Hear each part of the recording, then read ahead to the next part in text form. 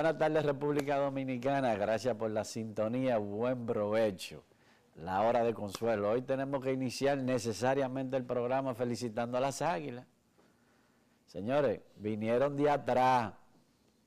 Vinieron de atrás porque jugaron un juego extra, ¿verdad, muchachos? Con el Escogido, que es mi equipo, y eliminaron al Escogido, ganaron ese juego, y la verdad que hay que felicitar a las Águilas Cibaeñas, a la dirección de las Águilas, a los jugadores, al gerente general, Manny Acta, que me siento contento por él. Creo que es un gran dominicano y que merecía que las Águilas, después de 10 años, ganasen con él. Así que mis felicitaciones para todo el Cibao y también para los capitaleños que simpatizan con las Águilas, porque no todos los capitaleños simpatizan con los equipos locales. Hay capitaleños que simpatizan con las Águilas. Así que vamos ahora a desearle suerte al país y que el país salga ganancioso en la Serie del Caribe que empieza mañana en México. Así, pienso que el equipo de nosotros, de Dominicana, va a ir bastante cansado, si tomamos en cuenta que terminamos ayer y el equipo que mayormente va a llevar gente es el que ganó, que va a llevar peloteros. Y ya ahí está cansado, el bullpen debe estar cansado con todos los lanzadores que tuvieron que utilizar ayer, pero de todas formas nosotros le vamos a desear mucho éxito. Estamos con República Dominicana, vamos a estar siguiendo los juegos y vamos a desearle suerte al país, que ya tenemos tiempo que no hacemos un buen papel en la Serie del Caribe. Yo espero que este año sea diferente. Señores, antes de entrar con nuestro invitado, nosotros queremos hacerle un comentario y es algo que está en el tapete porque ha sido fruto de muchas discusiones y es un tema que a mí particularmente me apasiona, no la minería, sino el bosque, es decir, el verdor.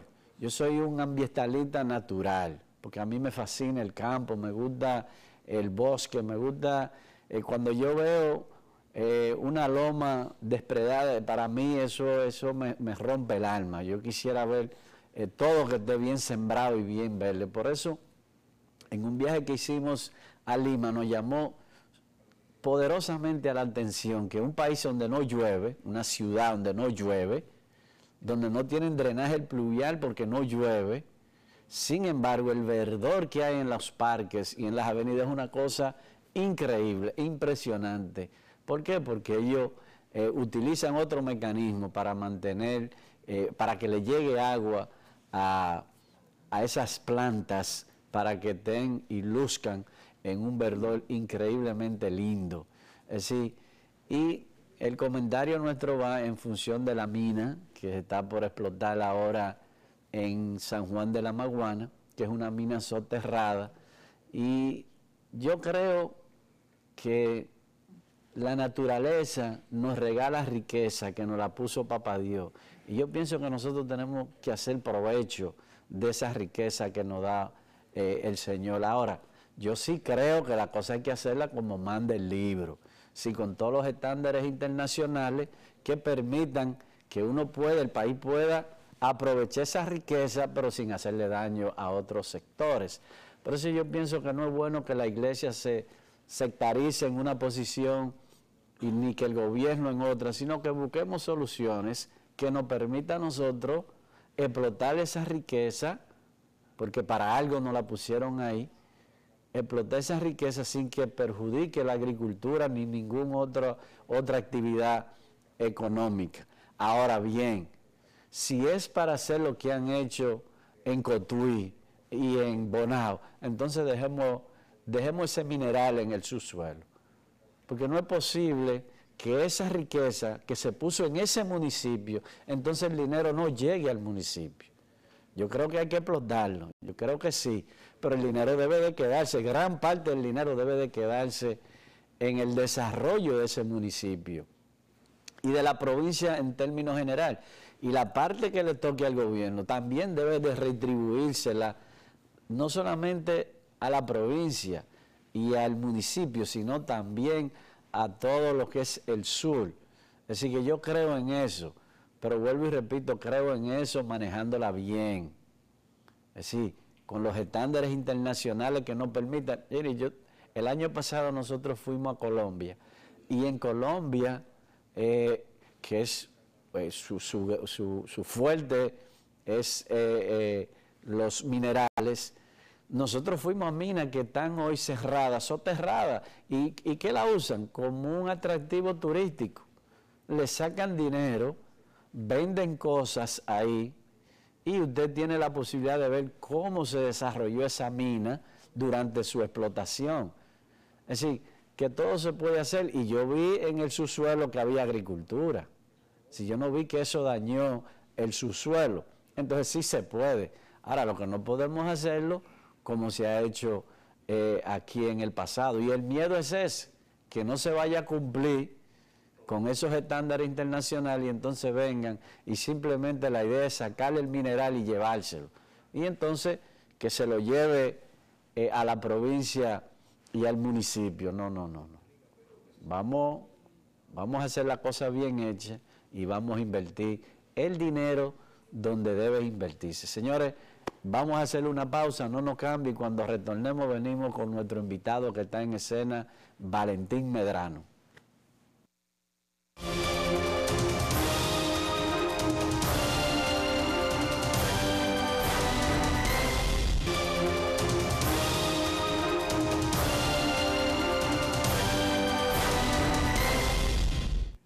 Gracias por continuar con nosotros. Como habíamos anunciado antes de la pausa, Valentín Medrano está con nosotros, abogado tribuno de los tribunales de la República. Si tribuno significa estar en los tribunales, sí. Lo acepto con donaire. Saludos, muchas gracias César por la invitación.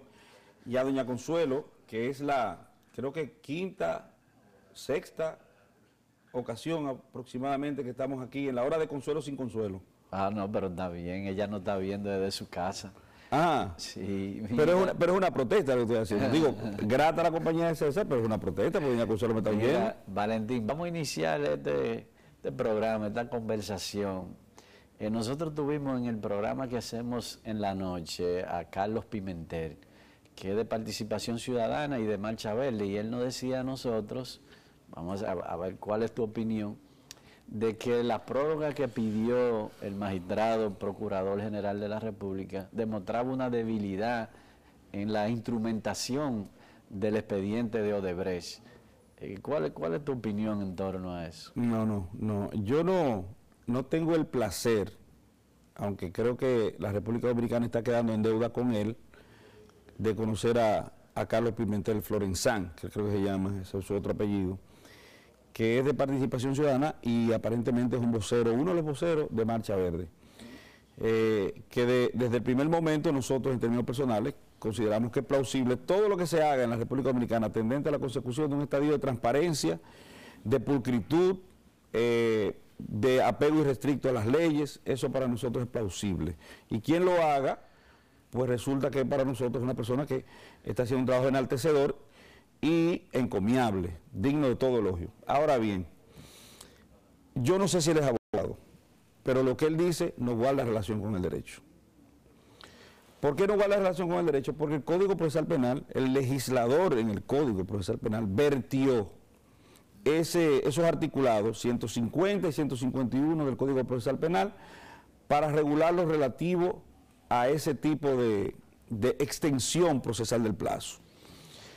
¿Con qué intención se hizo? Y no se hizo en la República Dominicana, pero tú vas a decir, bueno, es una debilidad del legislador dominicano, cuestionado del legislador dominicano, pero no se hizo en la República Dominicana. El Código Procesal Penal tipo para América Latina es una idea que nace en Córdoba, en la provincia de Córdoba, en Argentina, y que se ha puesto en ejecución en prácticamente todos los territorios latinoamericanos.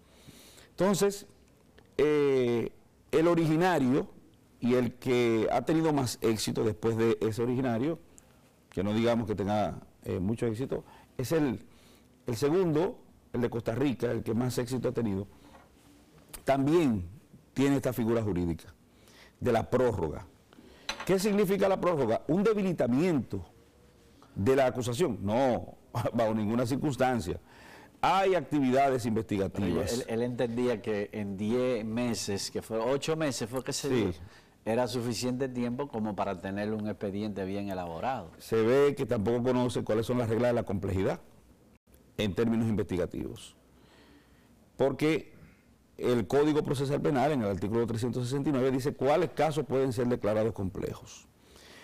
Multiplicidad de víctimas, multiplicidad de imputados, criminalidad organizada. ¿Y qué tenemos aquí? Las 3 condiciones que establece la normativa procesal penal. Criminalidad organizada, porque se trata de una criminalidad que no solamente es nacional, es un tipo penal, y ese tipo penal tiene origen en otras naciones, incluso desde el punto de vista investigativo, donde se abreva desde el punto de vista informativo respecto a la investigación en curso por el Ministerio Público en fuentes que no son autóctonas, que no son del lar nativo. Estamos hablando que el primer viso que se da de conocimiento de que se ha producido un tipo penal en la República Dominicana y otras naciones del orbe terráqueo se dio en los Estados Unidos cuando se destapa el asunto de Odebrecht en Estados Unidos, pero ya previamente venía una investigación en curso acrecentándose en Brasil. Entonces, las fuentes informativas, ¿cuáles son? ¿De dónde vienen las informaciones que pueden servir imputacionalmente para sindicar y condenar posiblemente a las personas que se encuentren implicadas en el caso de Odebrecht? Vienen de esas latitudes. Ahora, el sistema de cooperación penal internacional que establece la normativa procesal penal tiene unos rigores, incluso para tú hacer valer un elemento documental obtenido en el extranjero, en la República Dominicana, hay toda una parafernalia y debe ser cumplida en tiempo. Ahora, tú no puedes salcochar eso. No. Imagínate que tú lo hagas en detrimento de las garantías penales sustantivas, del debido proceso de ley. Entonces te van a anular ese elemento probatorio, lo van a excluir y va a salir todo el mundo afectado positivamente a la decisión del tribunal y entonces el Ministerio Público cuestionado. No, yo creo que es un acto de responsabilidad lo que hace el Ministerio Público y no debilite en lo absoluto la acusación. Las prórrogas están ahí para muchísimos casos. Este no es el primer caso donde se solicita una prórroga.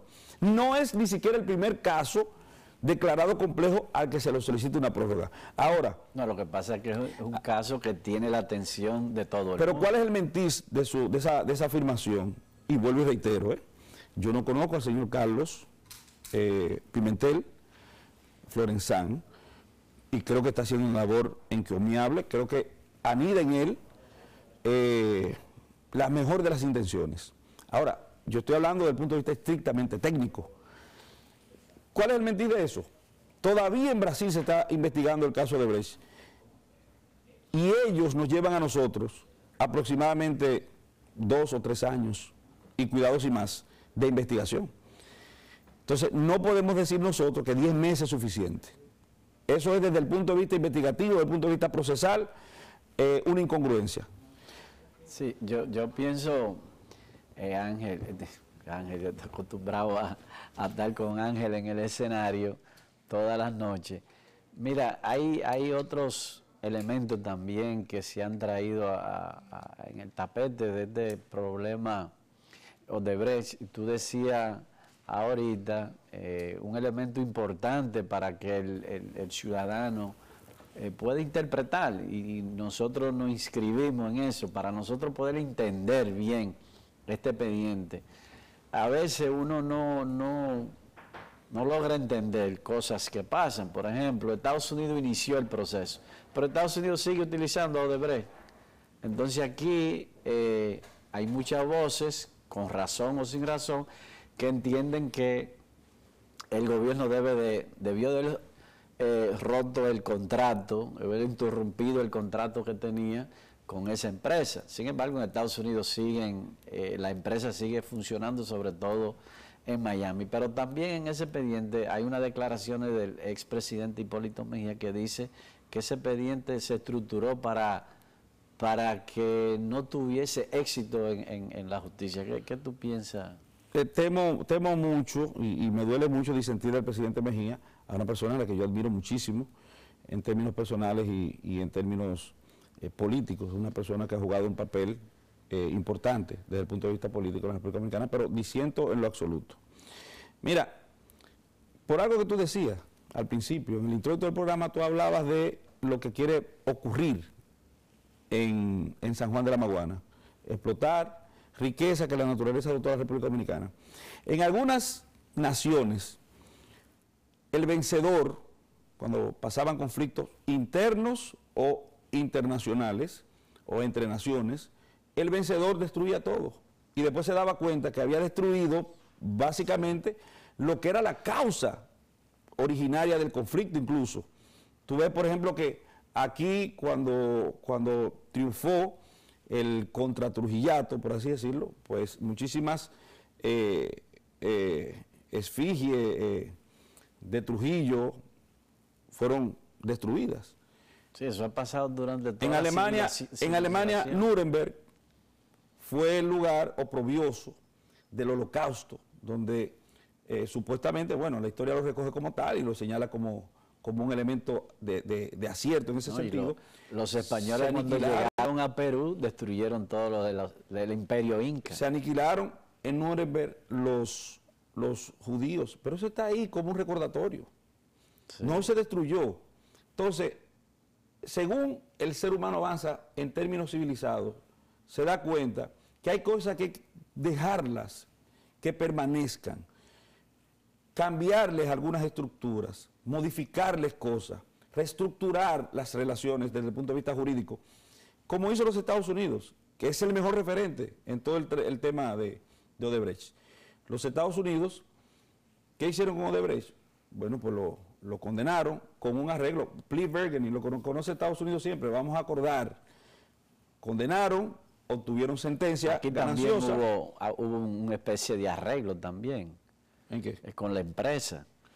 Sí, pero con la empresa desde el punto de vista imputacional respecto a ella y a sus directivos, que es correcto. Pero también en dinero, una compensación, son 184. Sí, es el doble de la condena. De los 92 millones, 184. El doble tiene la empresa que resarcir a la República Entonces, Dominicana. mira qué pasa. ¿Cuál es el error en el que nosotros caemos? La principal herramienta para proscribir, perseguir, investigar, condenar a Odebrecht y a las personas que hayan tenido parte en ese tipo penal es el Ministerio Público. Entonces, ¿a quién se le ocurre en un país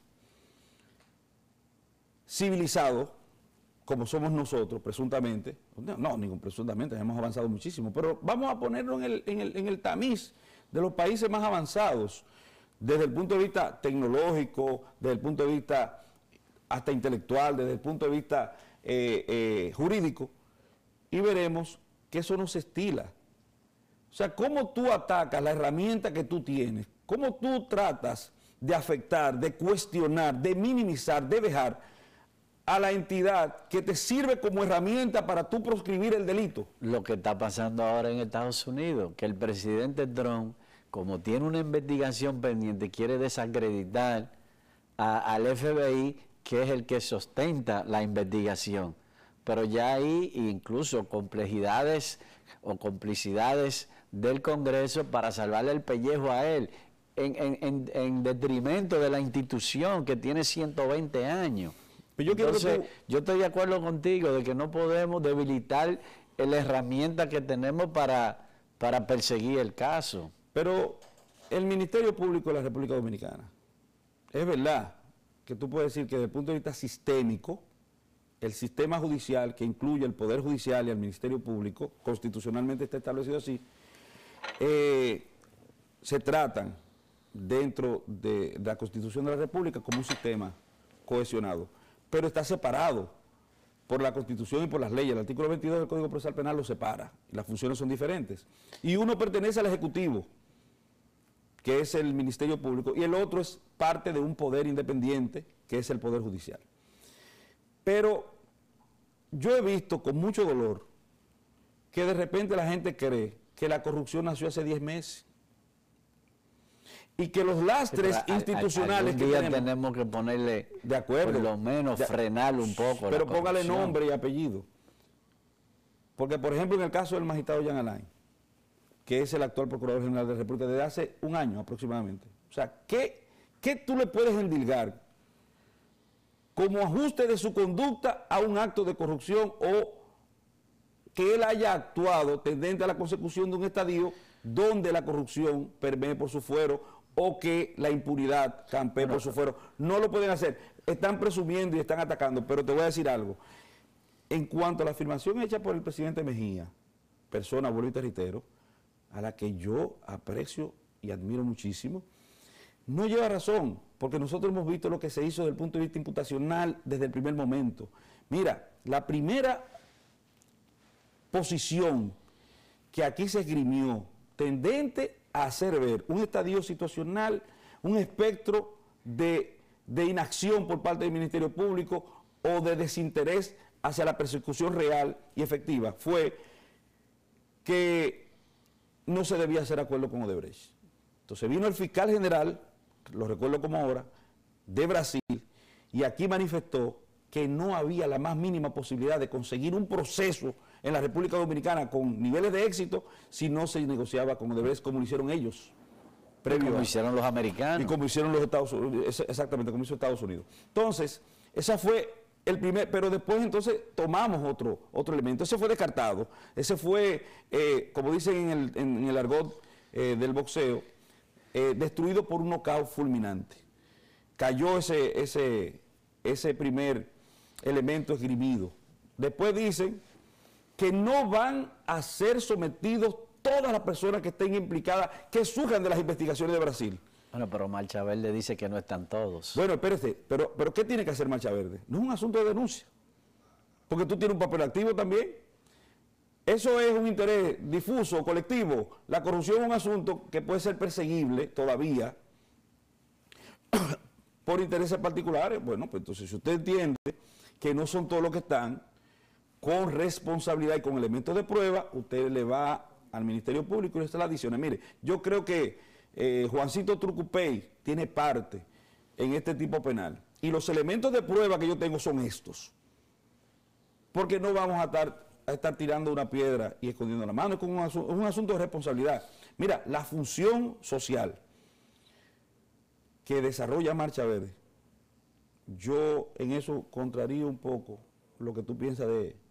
Es importante. No, pero yo estoy de acuerdo con Marcha Verde. Yo también. Yo estoy de acuerdo con el fondo. Yo no estoy de acuerdo con algunos pronunciamientos de tipo político. No, sí, claro. Que ellos hacen, porque eso es un movimiento que la política lo que viene es a dañarla. Correcto. Entonces, como un movimiento social, yo estoy de acuerdo.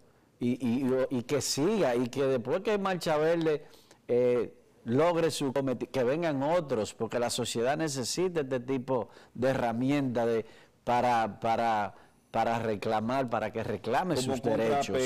Contrapeso al gobierno. Claro. Yo estoy totalmente de acuerdo. Yo no estoy de acuerdo con algunos pronunciamientos. Por ejemplo, pedir un juicio político sin usted someter las pruebas necesarias como para iniciar un juicio. Pero tú ves, porque dice un principio de derecho viejísimo, antiquísimo, desde el principio de los tiempos en que el ser humano se sentó y elucubró la ley.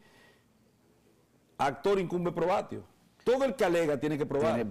Ahí mi diferencia, y se lo manifesté a Carlos, mi diferencia con Marcha Verde y Participación Ciudadana es esa, pero no en el fondo. En el fondo es correctísimo.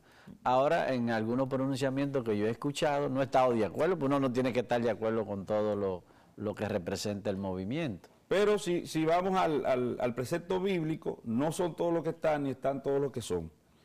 Pero corresponde a uno como ente social. Si de alguna forma puede visualizar que alguien ha ajustado su conducta a la definición del tipo penal de soborno o de enriquecimiento ilícito o de corrupción en todas sus manifestaciones, usted es un ente interesado y es a usted que le están robando, no, usted es una víctima directa. Claro. Todos somos víctimas de la corrupción. Entonces usted agarra los elementos de prueba que usted puede obtener y se lo da al Ministerio Público, obligándolo a que el Ministerio Público Y te van a decir después los responsables, no, porque ese no es el papel de uno, el Ministerio Público que tiene que investigar. Pero usted es un coadyuvante, un accesorio del Ministerio Público. Todos estamos en el deber, en la obligación, de si tomamos conocimiento de un tipo penal, y lo establece la normativa procesal penal, pues tenemos que ir a dar parte a las autoridades para que ellas accionen, porque hay varias formas de poner en movimiento la acción pública, y esa es una. Entonces, decir, por ejemplo, que el expediente se instrumentó con la finalidad de que todo el mundo, no, eso es falso, pero algo peor, mucho peor, y es que la gente no ha entendido que lo que tenemos que hacer con el elemento probatorio de corte internacional que viene a ser introducido en el proceso es aplatanarlo. ¿Qué significa eso? Nosotros no tenemos las mismas leyes que Estados Unidos en términos prescriptivos. Por ejemplo, en Estados Unidos hay crímenes, la mayoría, que no prescriben nunca, pero nosotros tenemos aquí en la República Dominicana un sistema de prescripción, pero aparte del sistema de prescripción... Ahí va mi pregunta, mi otra pregunta en ese sentido, Valentín.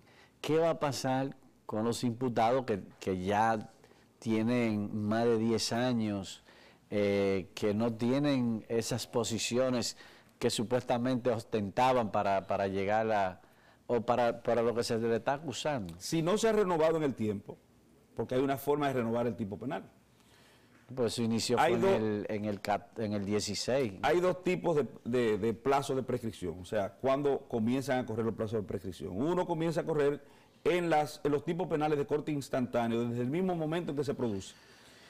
Y otro comienza a correr desde el último momento en que se produjo el último de los actos del tipo penal de que se trata. Eso es para las infracciones de tipo continuada o que se renuevan.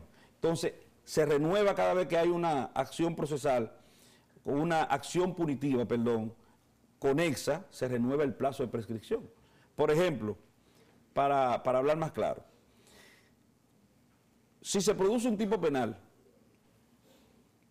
y se puede demostrar la comisión del mismo, y es posible que él haya prescrito en el tiempo, pero el resultado del tipo penal fue un enriquecimiento ilícito que más luego tuvo ocasión de ser en la creación de otro tipo penal, como por ejemplo el lavado de activos. Al momento de lavar esos dineros provenientes de una infracción dolosa, pues entonces describe un nuevo tipo penal, totalmente divorciado del anterior. Es como pasa con el uso de documentos falsos y la falsificación.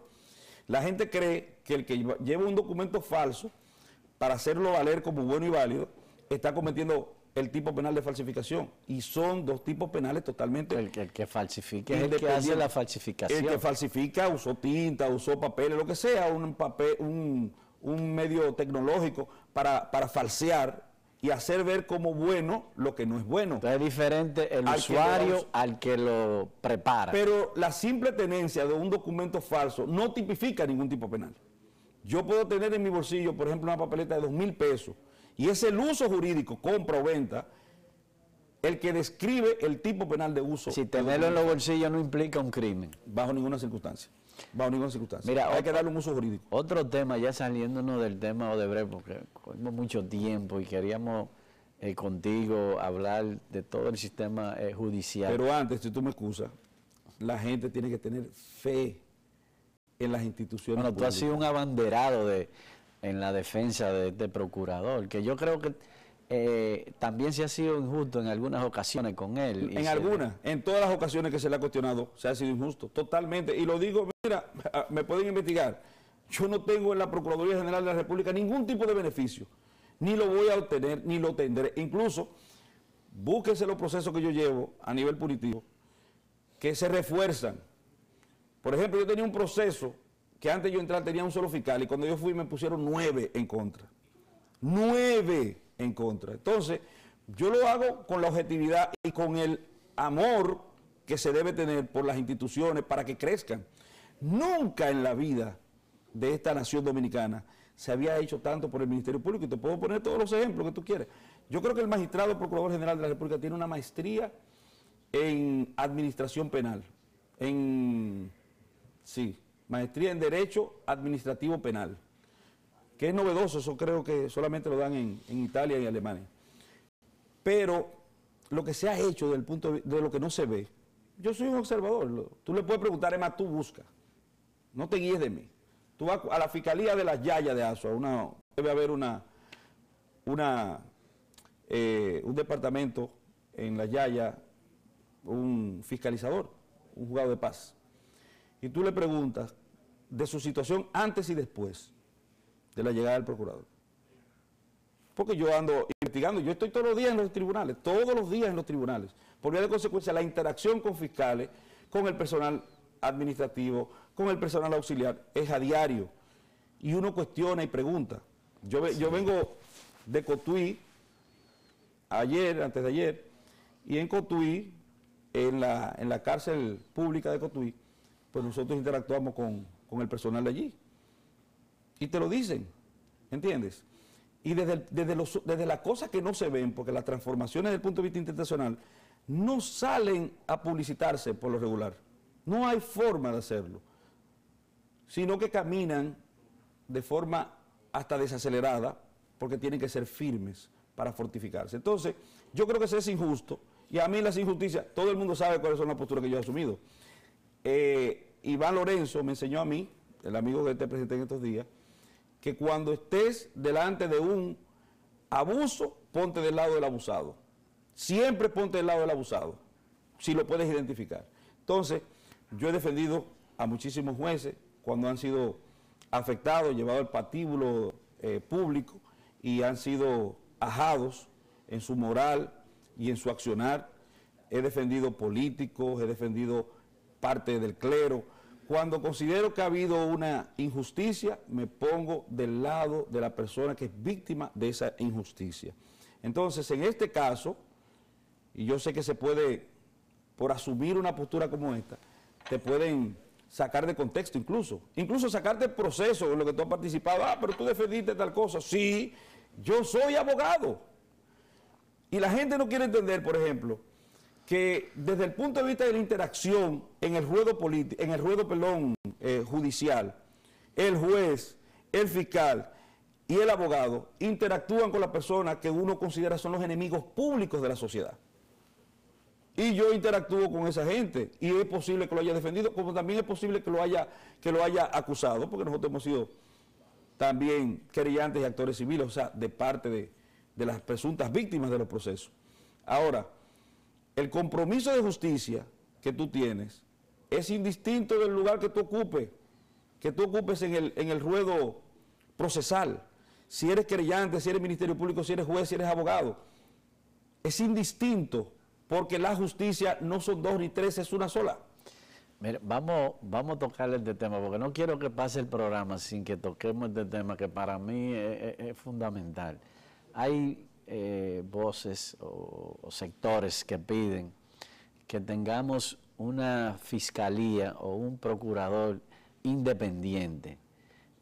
No sé cuál sería el mecanismo para seleccionar ese procurador general de la República independiente. Ahora en México están haciendo un ejercicio en ese sentido, pero yo me llevo de la democracia más pura para mí y la justicia más justa para mí, que es la de Estados Unidos, la norteamericana. Y el fiscal general de Estados Unidos lo pone el presidente de la República y lo ratifica el Congreso. Y allá no se escucha, sí, que el problema no es quién escoge o a quién obedece. El problema son los mecanismos de control que existan en las instituciones.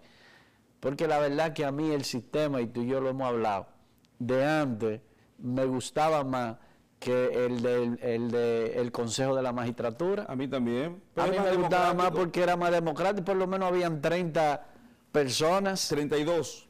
Bueno, mínimo. Antes de que, bueno, sí, ya habían 30, creo que habían las 32. 32 personas que tenían que estaba la provincia de Santo Domingo. Que tenían que escogerte.